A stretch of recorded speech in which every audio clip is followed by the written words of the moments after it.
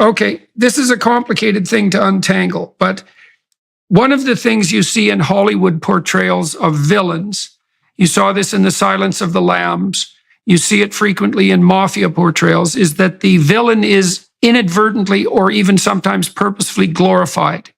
And it's partly because he's a rule breaker and has the attraction that goes along with that. And the danger in that is twofold. And one is the danger of deceiving the public as to the true nature of evil, because there's nothing heroic about it. And the second danger I wonder about, there's all this speculation about Heath Ledger and the consequences that for him of having played the Joker in such a dark manner. And, I don't know what to make of that, although I do think there is some danger in having to journey down a path of emulating evil in order to represent it.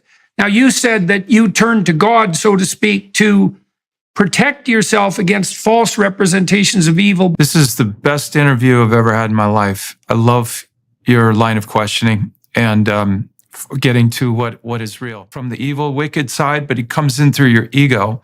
And the other one is the light side that tells you what you might not want to hear, but you ought to hear. And it's not manipulative.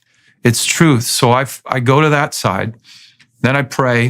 This is what I want to experience any more than I want to get on a cross. I went through hypothermia.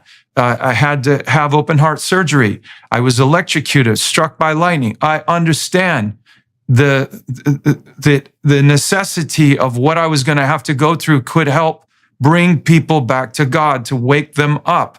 And quite frankly, more people now are more afraid of the devil than they are of God because they want a happy Jesus. And the problem is that eventually we all are going to die. Eventually that is going to happen. But people, the power of the devil deceives to say, no, you're going to be around for a long, long time. And they never wake up. And eventually there is a judgment. And then you have to decide not how you want to see yourself anymore, but how God sees you. And how God sees you is who you really are. And so that's how I chose to go at this particular case. I had no choice but to go in. And I hear the screams in my heart. I hear the screams, God to show me things. He says, are you sure you want to go further? But I was weeping so hard. I said, this is what Tim goes through. This is what I got. I got to see it in order to go into there, to take people to a level of, will you do something? Will you do something? At some point, it ends for all of us.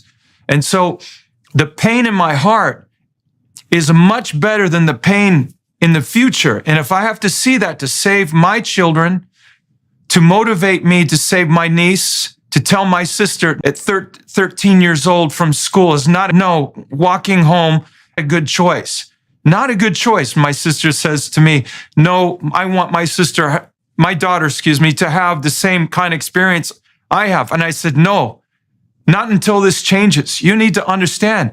So Anne, my sister, is a great mother, but she wasn't aware because the media that's supposed to do a good job to tell the truth, well, they're going into that direction, which is let's kind of twist it and change it and not talk about it.